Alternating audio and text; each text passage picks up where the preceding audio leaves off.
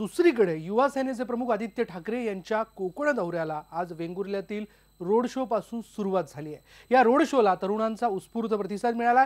2 दिवसांपूर्वीच मुंबईत शिवसेना आणि स्वाभिमान संघटनांचे कार्यकर्ते आपापसात भिडले होते आणि यावेळी स्वाभिमानचे अध्यक्ष नितेश राणे यांनी या प्रकरणाचा सिंधुदुर्गात वचपा काढू अशी धमकी दिली होती। त्याला उत्तर देताना आदित्य ठाकरेंनी धमकी देणाऱ्यांना मी 100 वेळा माफ करतो असं उत्तर दिलं।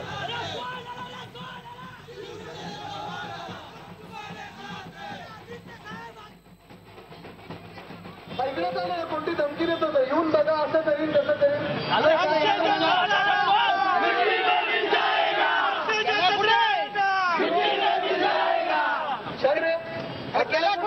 पाकिस्तान 100 धमकी देऊन राहिले, ते काय धमकी देणार?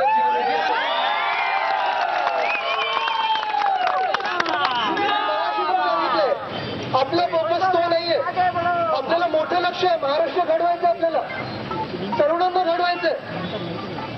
बाकीच्यांनी 100 धमके मला जरी दिले ना, त्याला मी माफ केलं, त्याला सोडून दिलं। पण जर एका शिवसैनिकाला जर हात जरी लागला ना, तर भगवा घेऊन त्यांच्या डोक्यावर नाचण्याची तयारी माझी आहे।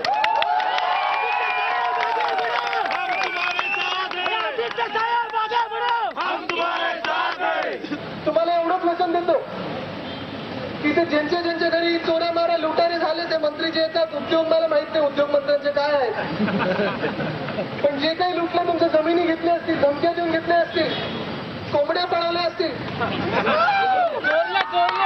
सत्ता आल्यानंतर तुम्हाला सगळ्यांना कायद्यात बसत असेल, नसेल तरी ते तुम्हाला परत तुमच्या न्याय हक्काने दिलं जाईल।